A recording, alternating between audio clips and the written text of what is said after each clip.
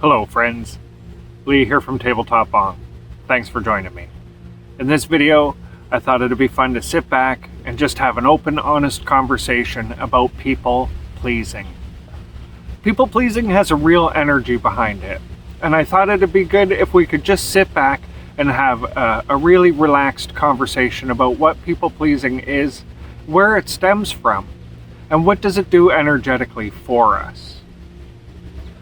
So today I'm coming to you from the shores of beautiful Lake Erie in Rondo Provincial Park. I snuck away for a couple of nights for a real quick little camping trip. It was time to get into nature and to regenerate some of my own personal energy. I work really hard, that's the way I go at things, so every now and then you have to get away from all the things in life, and you know, for me, I grab my little trailer. Here, I'll flip my camera, you can have a look. There's my little trailer, and you can see my puppy having a nap out in front of it there. I don't think she's gonna say hi as much as I would love if she would right now. Wouldn't that be awesome? Alright, so I packed up my little trailer and away we went. So here I am, and I was thinking about people pleasing and some of the energy behind it, and I thought it'd be really cool to sit back and talk about it. So let's talk about, first and foremost, where does people pleasing come from, right? Like, where does it start? That's a really important thing. And for most people, of course, I'm going to make some generalizations here, so it may not apply to every single individual. But I think, you know, there's a reason why generalizations can be made, because they do generally seem to hold true. And in this case, people pleasing often comes from having a difficult to please parent or influential person in our life during our formative years. When, you know, even it can be as simple as you can never please your parent with your grades. And you get into that energy, that routine of trying to please someone.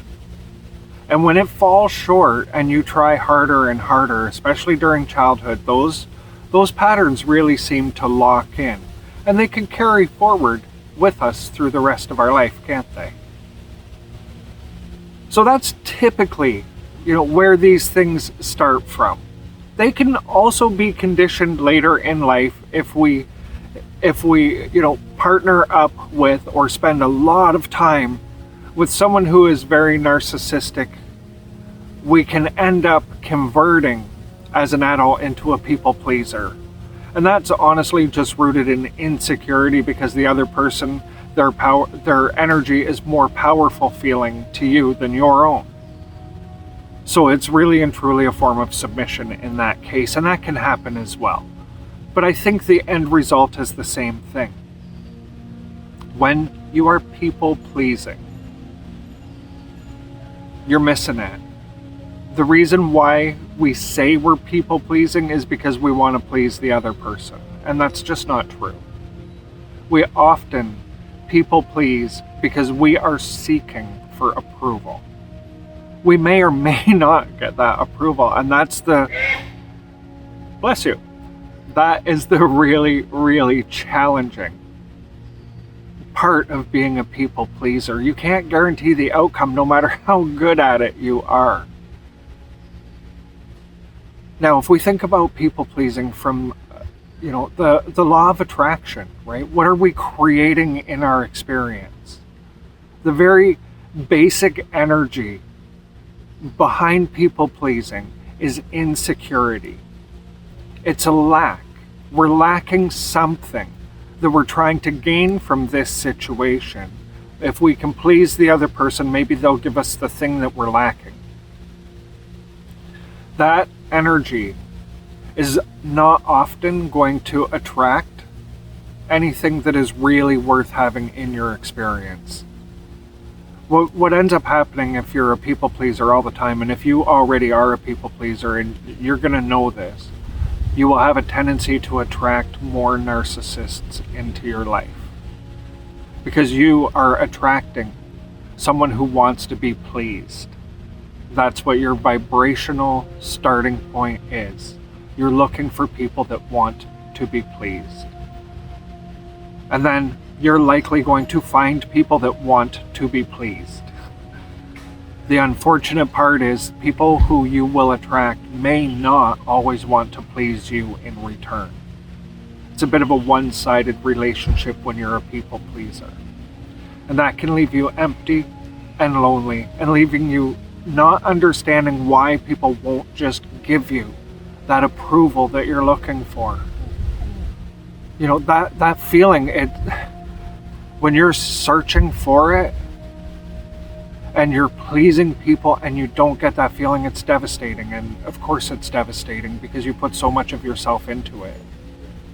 But the energy is backwards. And it's a bit of a dirty trick, because when people meet you or introduce you or talk to somebody about you, they'll say about you that you're a wonderful human being, you're a real people pleaser, you're fabulous and fantastic. But little do they realize how much pain that may bring to you. Instead, maybe look at a balanced giving and receiving, because that's really a much more pleasing experience for the other person as well as for yourself. If you don't give, but you find a way to share in a moment, in excitement, instead of buying something grandiose for someone else and giving it to them, why not buy something grandiose you can share with them? If that's the way you want to come at it, right? Be part of it. Reap the rewards of your efforts. Put your energy into sharing the joy with others, and you will attract people that want to share the joy with you.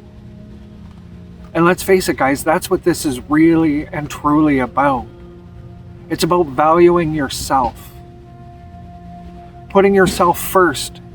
You can put yourself first while pleasing others. There's nothing more pleasing than being with somebody who is filled with vitality and excitement and pleasure and joy in their body, in their words, in their communication, in their eyes and face. Those people are infectious to be around. Well, that person chose to please themselves, knowing that it will please you as well. And that's a beautiful, beautiful balance. So if you're catching yourself pleasing other people and forgetting to please yourself, why not take this opportunity to step back, zoom out, see it a little bit differently. Allow yourself to feel loved. The universe does love you. You need to let it in. And you let it in by sharing love with others.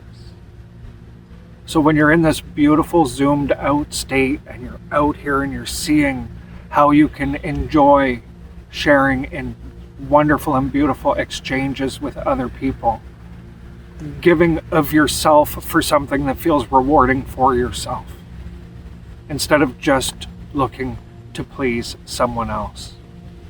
Guarantee yourself success with your energy. And then when you're giving, what are you attracting? You're attracting people who are doing the same thing. That's a very balanced and beautiful experience of life. All right, guys, I thought I would just jump on for a few minutes. I was feeling really calm and relaxed, sitting in nature, letting it all go. And at some point in the very near future, I'm going to turn all the electronics off, and I'm going to please myself by unplugging and disconnecting completely, just for a few minutes. Maybe an hour or 2 hours. I'll kick back and play with the dog. Who knows?